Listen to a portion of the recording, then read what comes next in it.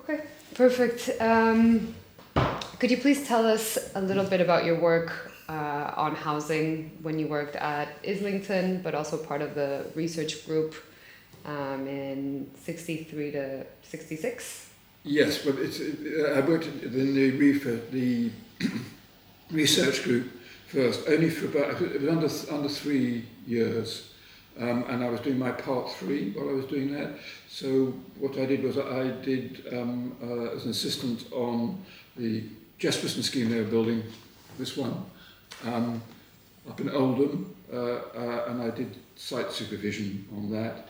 And I also did worked on a bulletin about housing layouts, and I worked on the surveys, follow-up surveys to the West Ham scheme, which was an earlier scheme that they'd finished by then, and it was just being occupied.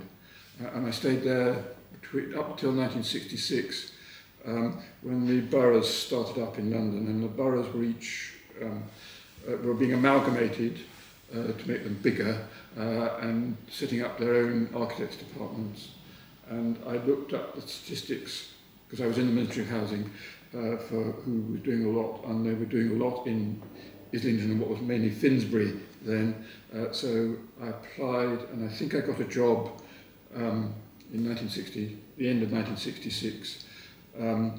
Mainly on the strength of the fact that I worked on the panel system, and at that time they were thinking of using those in Islington.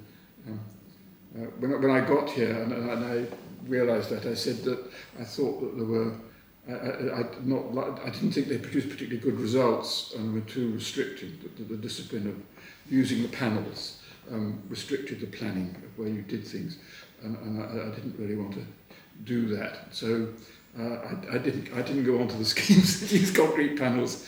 I went on, and there was a scheme they wanted in a square, but it had to be neo-Georgian, and I also said I'm not going to do a neo-Georgian building, so I wasn't a very popular person in Islington. I was the 5th person to go and work there, but I did work on housing, and I did a number of schemes. Two of them I joined together with an architect in Enfield, because we wanted to try and use a system, and we wanted to do low-rise, that's to say not more than 3 stories, at 100 persons to the acre, which was the density in our particular boroughs. We thought you could do that, and that it should be possible to devise a system to do that. What we ended up with was something called quick build, which was basically a sheet of ply and 4x2s, which is not very systematized. So I did 2 schemes like that. And when they went to go for building regs, because it was timber frame, they said, oh, we haven't had timber frame houses done like this, it's got to go through special structures for its building control. And so my scheme took longer to get onto site than it should have done, which again didn't get me brownie points. But in 1969 they held a competition for infill sites in Islington, because the bigger sites were being done then, but there were a number. They owned an awful lot of properties and bits of land and bits of bomb site and bits of things acquired by compulsory purchase, and filling in a borough where there were quite large, substantial amounts of Georgian and Victorian houses, albeit in not too good condition, a lot of it. They had a lot of little sites, so they wanted to find people to do that. And they had this competition, and anybody who lived or worked in Islington could go in for it. And I went in for it, and I won it in the end, which was a small scheme called Palmerston Flats that I built with 22 flats. But that meant when it came to doing that, I think I was a 29-year-old architect. I should have gone out and set out in practice, but I had young children and I quite enjoyed working the way I did in the local authority. So I stayed and I did the working drawings for a fee, and then went back in and worked on more housing afterwards. And I did a number of traditional ones. And as it moved through the 70s, there was more rehabilitation of existing buildings, which was good. So a lot of that was done. And I basically did a number of housing schemes up until the late 80s, when, because of the right to buy, there were less to do, and the director of recreation at Islington was very keen on knocking down Victorian baths and putting up new baths. And I inherited one of those schemes, which things had gone wrong on, and I got it sorted out. So I was all right with him. The next pool he had, he didn't want us to do it internally because there had been problems. So it was done for a competition, things outside. So I wrote a competition brief for that, and a package dealer did the Highbury Fields pool, but I learned a bit about pools. And then when they got Archway Pool to do, which is a big one, I was allowed to design that, so I did swimming pools as well. I also did a series of neighbourhood offices, but they had 25 to distribute their services down lower. And I stayed until 91, when most of that work had come to an end, so I retired then at the age of 51 and went into private practice, or worked for private firms, both big ones and small ones. When you were working at Islington, the standards that you were using were the Parker Morris yardstick? Yes. Well, so there are two things. There were the Parker Morris standards, which were the result of a report which advised basically on space standards for housing. There was a thing called the housing cost yardstick, which was the means whereby agreeing budgets and how much housing should cost. What they had, when I was in the ministry, what they had there, as well as architects, they had other disciplines, they had sociologists, and they had quantity surveyors. And there was a quantity surveyor who devised this system of where you took the costs of buildings that had already been built, and you transmitted them into figures that would deal with the whole country. And the only yardstick really for doing that was density, which was the number of persons per acre, to get things that were like in different boroughs. So the yardstick word comes from using traditional costs broken down and then applied to a table. And then the table was varied according to the region you were in, because tendering prices would be different in different parts of the country. So that's what the housing cost yardstick was. So any scheme that went up from a local authority had to have approval under the yardstick scheme by the Ministry of Housing. And I knew that, and one of the reasons why, after my early excursions with timber frame and building control in London, when they had the competition for the little site, I knew how you could do things within the housing cost yardstick, and most of the architects who put schemes in for the infill site were ambitious in the sense that anybody looking at it would say, well, hang on, that's going to cost a fair bit of money. But what I'd done was actually fairly economic, and it was one of the reasons why the assessor chose it. Is that? Yeah, that's perfect. So you mentioned that the majority of people kind of struggled with these yardsticks. What do you think were some of the main challenges or shortcomings? Well, main things that they tried to. There were, in terms of standards, there were a lot of worries about the car parking provision as well as space standards. And in the early 60s, people, everybody was going to have car ownership was going to be very widespread. And people would want their cars near their homes, somewhere safe. And they loaded these figures in the yardstick so that if you had, the higher the proportion of car parking to numbers of units you had, the better you did on the graph for the money. And when you knew that was going on, you then were encouraged and did put in as much car parking as you can. The thing was that if you were going up more towards one car per dwelling, which nobody was never quite up, it was always a bit less than that. But the nearer you got to that, the implications in terms of the geometry required for cars, turning circles and storage space for them, those sort of dimensions dictated really that if you put all the cars in one bloody great big box, you actually saved size and space and you have more room for your housing.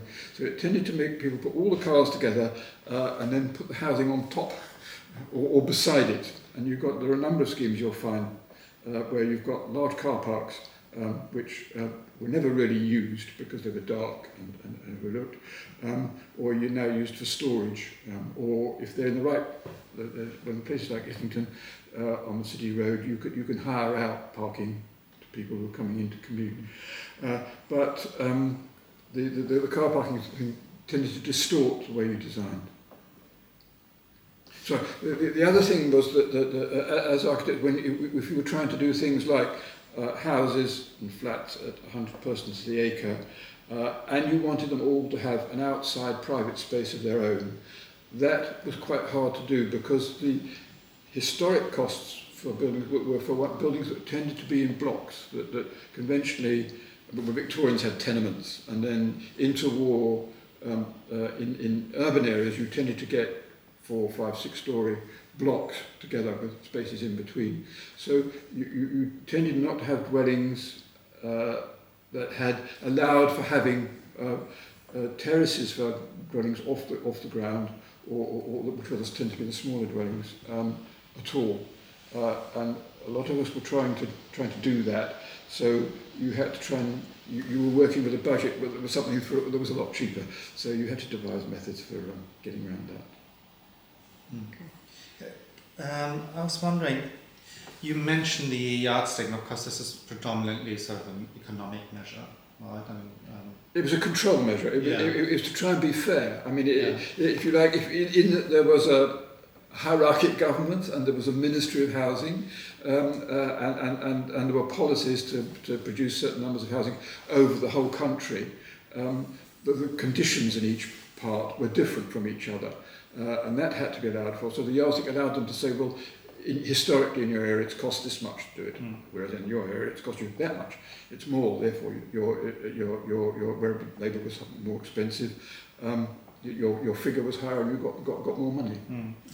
I mean, you also said, like, with the car parking, there were certain preferences or things they wanted to promote, right? Yes, wanted to have a high proportion of parking spaces per. If you were dealing with numbers of units, that it wouldn't be 1-to-1, but it'd be a bit less than that. I'm just curious, when the Parker Morris standards were introduced, like, were there much discussion about what the standards were? I wasn't. Most of it had been when I was there. It was late 63, early 64. It had been done and it was published and it existed. So it was a standard that you related to. So I'm not sure. There clearly were discussions, but I wasn't around when that was happening. So it was sort of set in stone. But could you maybe say a little bit more about what happened then to the houses that were built? Because as you said, especially in this one, I think the West Ham family houses, that whole document is about going back into the homes, right, and looking at how people, I guess, perceive the homes and experience them. Yes, the idea of doing these things was that they should be experimental and they would try things out. And what they tried out in West Ham was a variety of house types. And a lot of effort went into how he did the internal planning of basically family housing as opposed to single persons flats or even one beds. They were family houses, therefore. So the room sizes and how you relate. Well, they didn't have room sizes. That was the thing that Parker Morris did away with room sizes. It did just overall sizes for something for a number of people. 4 persons or 5 persons or 6 persons, or 3 or 1, you had, you didn't have room, the rooms were thought to be prescriptive. The idea was that it was too prescriptive to have rooms. In reality, when you were working with the Parker Morris report and the Housing Cost Yardstick, it did in fact the room sizes came down to very standard. They came out fairly standard actually in the end. Because of the costing. Yes, but also because along with space in there was a bulletin called Space in the Home, which had people doing various tasks and had various things in it, what size furniture you'd use in your living room and stuff like that. There was a presumption on that, and you were told those things, but you weren't told the size of the room. But in fact, when you applied those criteria, the ergonomic criteria, they came out to the same size as before had been defined for rooms. But so that, I've got to the end of that. Yeah, we're talking about the West Ham, Yes. I mean, this design bulletin, and what was this bulletin trying to do, right? Because it went back to residents. It tested out the internal planning of a number of different ways of relating the living rooms to kitchens and dining areas, particularly dining areas. They treated dining areas as being a sort of flexible space that you could stretch and pull in different ways, and the bedrooms tended to be upstairs, but we would have some bedrooms downstairs. I mean, they did go into that, which meant that for low buildings you had a bigger footprint on the lower floor and a smaller footprint on the upper floor, which made the houses more complicated. They tested out things like that, and they tested out parking in curtilage and as garages within the actual houses themselves, not being isolated in any way. They tested that out at West Ham. They also tested it in Sheffield at a scheme there that had a more prescriptive single house type. It didn't vary the house types very much. And they tested it also in the concrete panel system, which had a range of flats and house sizes determined by what you could do with the system. And there the cars tended to be separated out into garages. In the West Ham scheme, that kind of looking back at that the Parker Morris standards promoted that flexibility and that different use, like the bedroom downstairs. Yes. To what extent do you think the users understood the intentions of the Parker Morris, like when you went back? I'm trying to remember, because I can't remember the sort of summary of the surveys that were done. But on the ones when I was doing it, we got rather, you tended to get very prescriptive answers like, oh, it's useful to have the dining table here, children do their homework here, or they can play and I can supervise them while I'm working in the kitchen, and those sort of comments would come out. I can't remember the percentage figures of whether people liked one particular layout as opposed to another one from now, but it is written up in there. So the way you tested it, in a way, you went back to site and you had interviews? Yes, you had an interview where you had an architect and a sociologist and a series of questions, and they're recorded in the back of that what the questions are. It's such a long time ago now, I can't remember what they were. No. I mean, I guess what's interesting, right, is of course the post occupancy evaluations has become really popular now again. Has it? Yes. Yeah. Yes. And I mean, increasingly, I think it's becoming sort of, there's a push for... Do people find it economically useful? I mean, to develop it, yeah. Yeah, because, I mean, so it's interesting that, in fact, of course, these things were done quite a long time ago. And I think there is sort of a gap where people have forgotten. Yes. It was probably on the instance of Oliver Cox, who ran the R&D group. His wife was a sociologist, and she'd worked. She didn't actually directly work there. It was Ruth Glass who worked on the ones that we did. And the Ministry of Housing, they were also doing quite a bit of research on methods of construction. Yes. Did you have any participation in that? Only in that I was the building of the one in concrete panels. I was a junior member of the architectural team on that while it was on site. Okay. What do you think some of the benefits were to applying new methods of construction or different methods of construction? I think the really economic ones, whether in terms of the time it took to do things, to put up. And I don't remember that being studied very thoroughly. I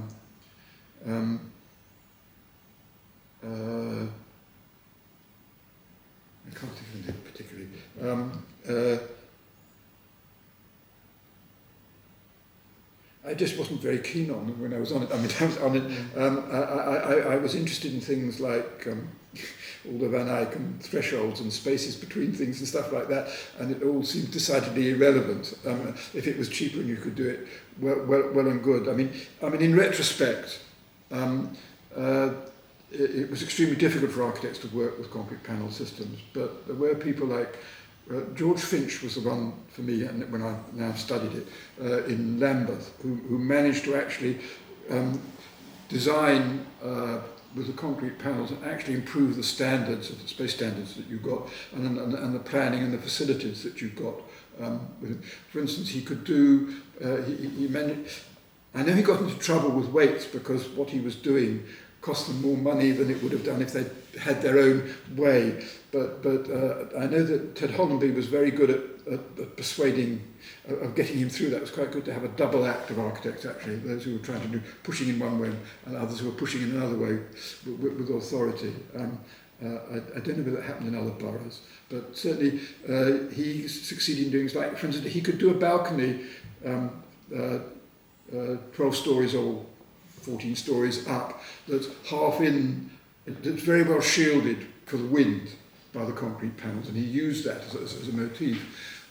He also used the thing of the, for means of escape, he did maisonettes in tall blocks, so that to solve the problems of having alternative means of escape from the upper story of a maisonette internally, you could actually access the dwelling at 2 levels, which in terms of flexibility of use, if you're not a nuclear family, is quite useful. You know, things like that got built in, actual standards, that because it was a concrete panel system, it happened. With the one that I was working on Jesperson, the panel people definitely had the upper hand on what went on, and the experimenting, if you like, was rather hands-off. I mean, I remember the older colleagues of mine, when they went to see, they were preoccupied with how the aggregate on the panel would appear on the outside for the cladding panels, what colour how it would turn out, and they went to see the people making this, and it ended up being a man with a garage, and he just laid the aggregates on the ground, cast down, and that's what you got. You know, it was far more primitive than it should have been. Yeah.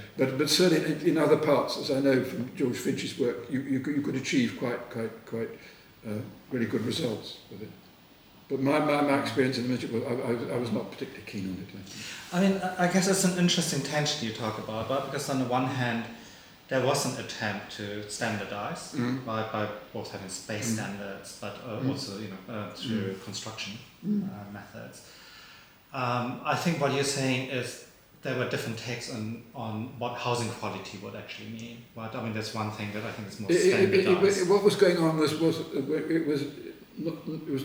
the research part was going on, but the development part wasn't. I mean, if you're going to develop something, you have to try it and see how it turns out, and you're going to have some failures, and you're going to have you need a margin in order to develop. And what disappointed me of the R&D department was it did experiments, but it didn't seem to get to the stage where when you go on to the next stage, if that doesn't work, you do this, you do that, to the other.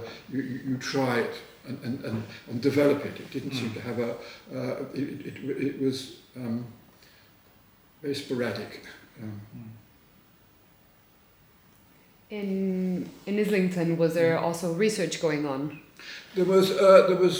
Yes, we had a research section, but it worked like a traditional architect. Obviously, you'd have a materials section where people had the latest information on one other thing, or would get in the right people on a thing like that. It worked in a more conventional way, not on a full, what I would call a full research basis. It was a big enough. When it got to being a reasonable sized office, we would have a library and visits to see things, but not systematic development. And did you have any experience outside of London? Because you mentioned that the housing yardstick kind of was a fair attempt to regionalize these standards. To respond to regional differences. Yeah. Well, the one I worked on was in Oldham, was in Manchester, that I used to go up to. So it dealt with the building control people up there. Looking back on it, I mean, I don't remember what George Finch did in Lambeth. He succeeded in doing it, but there were places, I mean, in Yorkshire, they had a thing called the Yorkshire Development Group who tried the panel systems, and it went very badly wrong, the whole thing. Although they ended up all being pulled down. I mean, quite a number of panel systems after Roman Point. Sorry, I'm not answering your question, really. I didn't know. I mean, if I can ask maybe something, going back a little bit back, is I think in parts there's a discussion is also around what's the role of the architect, right? Because I think one of it was, of course, making things more efficient, let's say, right? I think what you said is some of it you weren't so interested in, right? Now, because I think there's some questions more around, let's say, how do you create actually good space? Oh yes, right? So yes. could you maybe talk a little bit more about how do you see that, sort of, especially in the sort of, public housing sector, right? Given that there were large programs and there were a large number of offices, there was always a shortage of people available with skills. So everybody was chasing the same amount of thing. And with local authorities, there were quite a lot of people who wanted an easy life, right? Whereas there were others who were curious about things and did try things. So things happened at different levels. In Islington, we worked in groups and we criticised each other's schemes and argue about them and stuff like that. So there'd be quite a bit of discussion, but in terms of that would be at sort of job architect level, but you'd have a hierarchy of people above whose preoccupations were making sure things happened on time and on cost, and the politicians got what they wanted. And those sort of areas of interest didn't interact in the sense that how you would design something would be something you would put to your council of accounts. They weren't particularly interested. In one sense, I remember as a young architect, that was quite a good thing. Nobody really noticed what you were doing because there was so much of it. And I remember thinking, hang on, perhaps you can try and do things, because I personally, when I was a student, I was got very much by cinema and teleneurialists and the Nouvelle Vague, and I quite liked that. The idea that you could, Nouvelle Vague thing was you turned out 3 films a year quickly, and because you did them quickly you could get on to the next one, and they were cheap that way. And I sort of thought you could do the same thing in architecture with local. In fact you couldn't, because it was stratified in terms of how a decision, what were the priorities and where you diverted your energies. I think it was different. Like Camden is the example of where how you designed housing was up there, and they could do that. In Islington it was pretty crude. I mean, the first chap who came to be borough architect in Islington was somebody who'd been a group leader in the GLC, and the chair of housing said he wanted a point block here in the middle of something, and the architect said, well, that's not really the right place for a point block, you can do them somewhere else, but it should be their thing. And he was overridden, so he went. And somebody else came in as a borough architect who actually persuaded that same chairman that actually not a good idea to have the tower block of that particular thing, and got it done. So there were the way that people interacted and the skills with which diplomacy with which you carried out your task varied a lot, and there were a lot of gaps, and a lot of, oh God, how are we going to get that done? There aren't enough people. Put it out to this, do it this way, do it that way. It was never as, I don't think it was ever as ordered as people would like to have been. But do you feel like the architects had a greater influence in terms of decision making?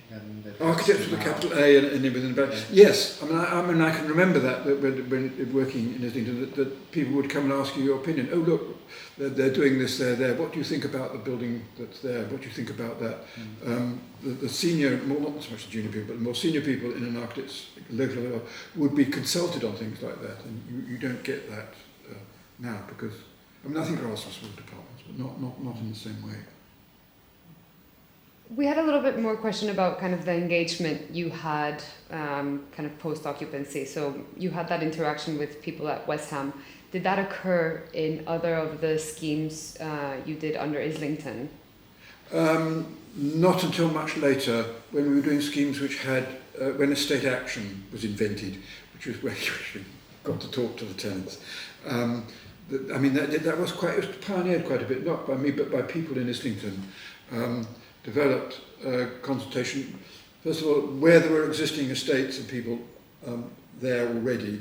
There were a number of fairly basic, simple ones, sort of tenement type ones, where the people got consulted, and then it grew into a bigger thing, which grew into planning for real and all that sort of stuff that Thompson did. And was that then used to inform design decisions in future schemes? It was certainly used to prioritise.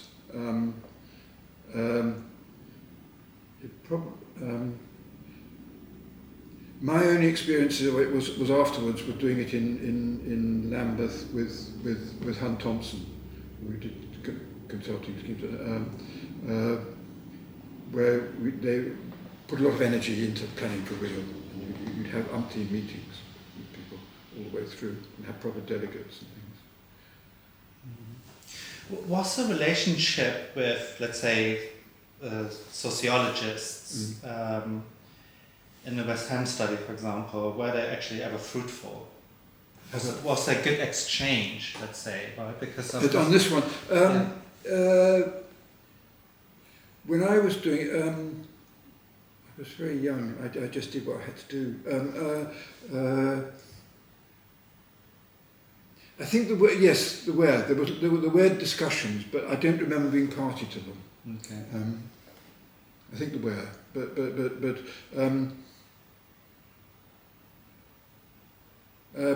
I don't think anything too much was extracted out. Sorry, I can't. Yeah, no, I'm just curious, right? Because of course this is I think it's a format that kind of died out in the late, yes. 70s, yes. right? Because yes, it's true that all the professions involved with housing management officers, they were all quite sort of separate, and things like Wilmot and Young, were separate from architects.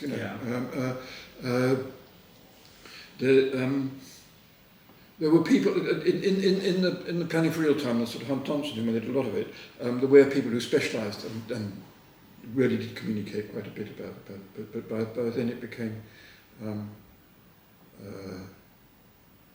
well, it was related job by job. It wasn't done systematically like it would have been done through ministry. And it was only where people wanted to do it.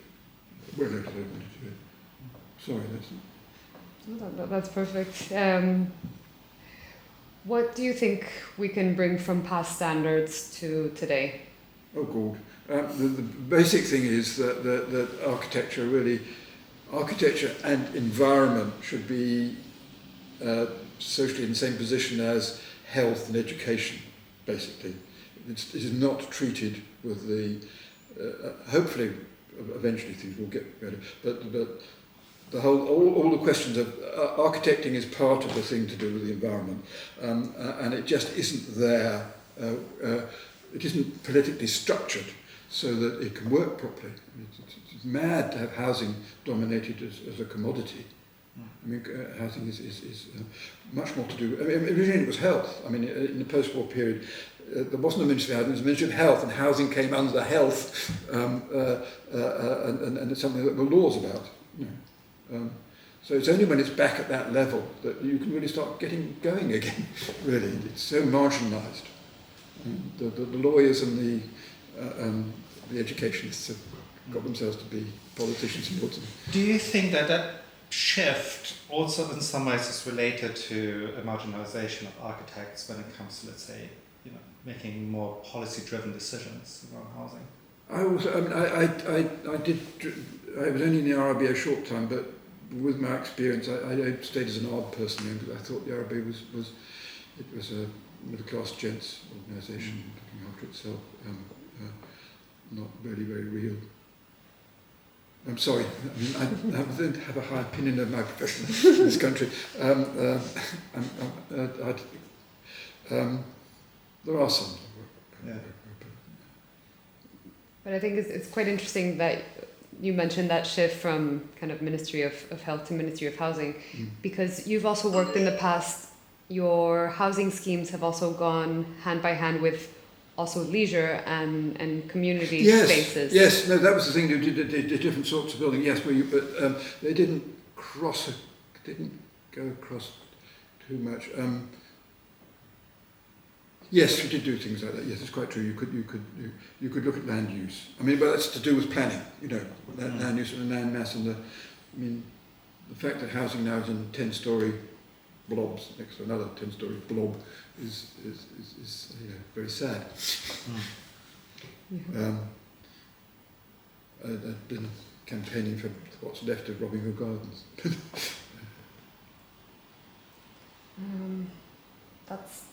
That's basically, I think, all our questions. I'm not sure if you want to add anything else. No, other than say that I would like to see the architecture be part of an environment thing that had a legal, you know, that you had a borough architect, or there was an architect that you were enmeshed in a structure where you could be of use, not just choosing the colours. I mean, so in other words, I think it is quite important, I think, that the government actually is actively involved in producing housing, right? Yes, I think it has to be.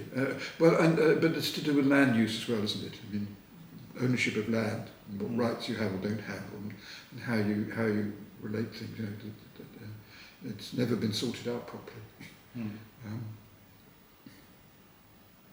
I don't know how you do all that. Okay, well, do you have any more questions? I think that's it. Okay. You sure? I didn't want that because those people are kind of... No, you've been incredibly generous with your time. No, I'd be interested to... No, thank you very much. I mean, what's nice is the thing that we're doing with Tom, you know, those sort of... where we did one in Aylesbury afterwards, which I found quite fascinating. We did a whole cross-section of an expanded town, and we took the train to the outside, and then we walked to the inside, and you go through the areas of it, and actually to feel land and how the thing put together is really important. Yeah. I mean, we've done a study where we looked at, essentially was like changes in different housing typologies. And of course, you know, you also get that cross-section right through London. Yes. And, you know, and of course you can see that, you know, different areas have, of course, certain types of development. Yes. You know, so there's, of course, a repetition. Yes. And, of course, a lot of it is because it's linked to certain periods of development. You can also see certain preferences, right? Just in terms of how they, you know, design neighborhoods or have preferences for certain, you know, widths of buildings, etc., right? So I think it's quite interesting to see how these things change. Oh yes, because people. And of course now you see, you know, a lot of areas that, you know, where people are moving out because they, you know, retired now. So right, and you see sort of these kind of shifts, right? Where then younger people move in. They start to refurbish, change the buildings quite a bit in some areas, right? So I think these kind of sectional changes are. Well, you need to be able to change things. I mean, it's part of that. It's difficult.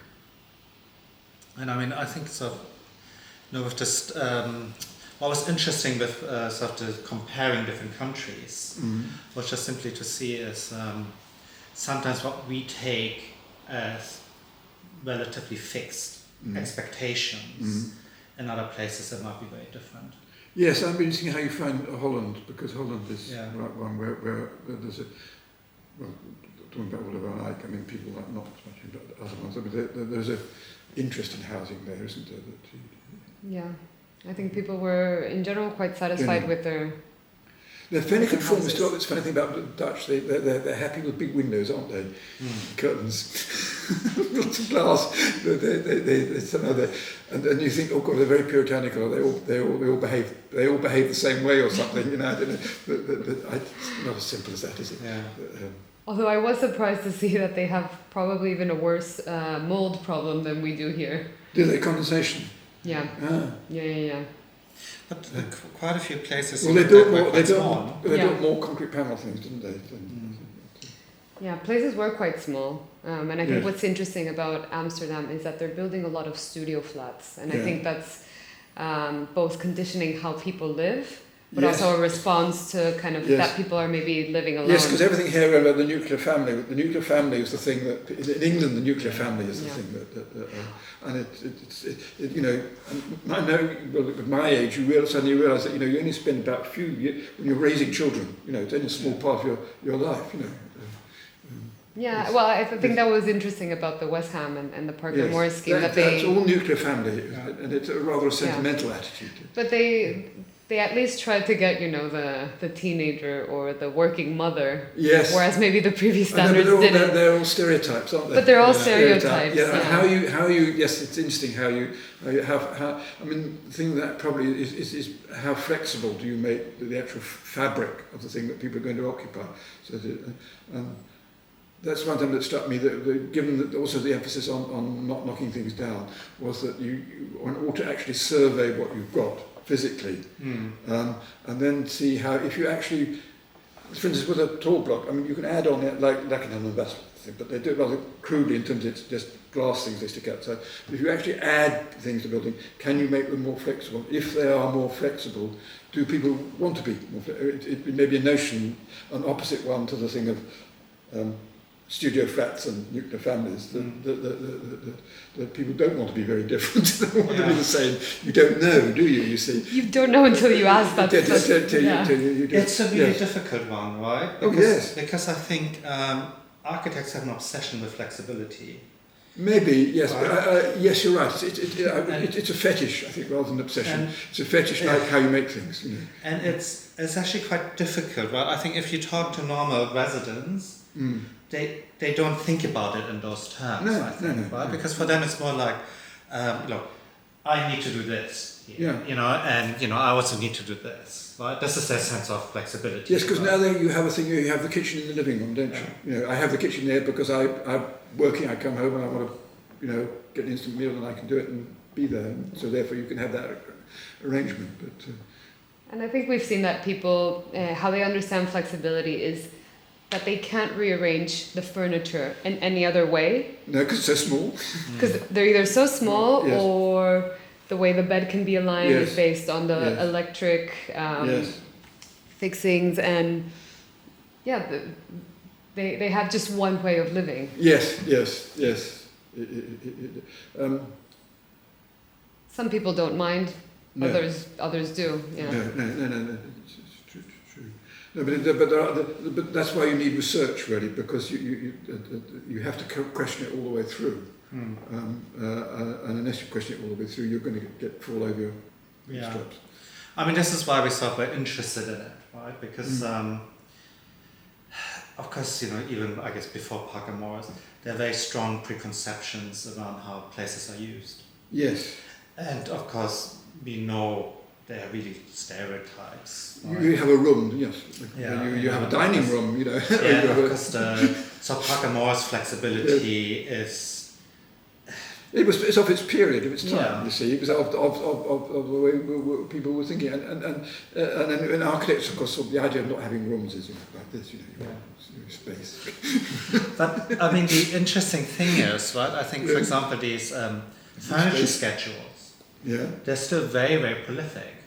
Right? I mean, across different countries, and I mean, our latest furniture schedule is now in Part M. Right, accessibility. Okay, yes, it would be. Yes, it would be. Right, yes. so you know, so what you see is I'm on Part M and I'm Part L, but there's more. You know, I mean, so what's interesting to me is that there's still this idea you can prescribe things through furniture that give you a sense of function and areas that you need. You know, which quite often is implicit of a minimum. But it's interesting what you make rules and what you don't, because I remember that with Parker Morris and designing and so on. When the thing about disabled dwellings came in, they would put in as many disabled dwellings simply because they were bigger. Yeah. And you got the money for them being bigger. Yeah. Not because there were all these people with wheelchairs waiting down the hoist to take them through their thingy. And again, it's like you react against the sort of rules, the prescriptive rules that you're given. Yeah. And it was also understood that maybe disabled people were living on their own and maybe not Yeah. part of a family. Yes, or have a carer. How would you Mhm. have a carer, and how do you do care? You know, do you have a? It's not necessarily where you live; it may be where you go. You know, and you go back to your little Japanese thing, you know, whatever. But no, those sort of things are the things that really do need studying in terms of existing fabric and not flexible but responsive. How do you make things that are responsive to and you don't know how responsive it is if you know that people come forward and say what they want. But the interesting thing, I think even with these design bulletins, right? I think a lot of them actually looked at aging population already, right? I mean, Yes. in fact, They also do, but it was sort of in terms of proportions and numbers of size of dwellings. That if you were old, you'd be a couple or a single person. Yeah. So you one bed, two beds, you'd have statistically numbers of those attributed to but you don't tie the whether you're elderly and what age you become demented or whatever is much more varied, isn't it? I mean, I guess it was sort of an attempt of being more scientific about how you make some of the decisions. Yes, but it was a bit pseudo. I think I was very dismissive of all this stuff, you see, at the time, but only because I was an older Van Eyck person, and I thought, where's my threshold? You know, and how I want my couple to have a decent sized open. Bed. I mean, I guess of today, right? I think one of the challenges I see is architects find it quite hard to convince developers or policymakers why there should be more money paid or space given to doing other things, right? And I think this is where sometimes it feels they've slightly lost the fight. Yes. Right, because I mean, I was just looking at it, right? I think according to the IBA, only 6% of housing in the UK are actually directly designed by architects. Yeah. So this is a very, very low percentage. Yes, it's marginalised. But yes, and this go on as I don't know how you do it because the developers have got a grip on the economics of it all, and they've got everybody mortgaged. You know, it's just awful. But I mean, it's just because I think the housing quality debate, right, is really big, right? And I think every single person, normal person, especially after COVID, I think has a really strong sense about. Well, it must be with digitally working and how often you work it. Yes, I think they all have a really strong sense about that. A lot of houses they live in is not quite right. Yes. No, apart from of course. No. It's a compromise. Yes. But so to me, there's a sort of quite a big disconnect. But sorry, I'm not going to say all that. Perfect. No. We don't want to take any more of your time. No. Well, it's interesting to have. It's interesting to have dialogues. I mean, for old people like me, it's nice to have people who have interest in it to sound off about. Yeah, no. It was incredibly useful great, to us. For you making time. To see us. I mean, there's a lot about running building contracts as well too. I mean, the way who controls who and how you relate to the other people. The whole thing of contracting and developing and designing is all. Yeah. And of course, what you see now is all these housing associations are becoming really large, right? They get bigger, do they? They're all merging. Not local. Yeah. Because they're operating more and more like commercial developers. Right, so they find that the bigger they become, proper volume house builders. Yes. It is more cost efficient to them, right? But you never really know why they need to be so cost efficient. No. But they're actually really driven by that. Yeah. Unfortunately, I think housing quality. I mean, Peabody. I think, for example, I think they're still trying. Yes. Quite hard in comparison.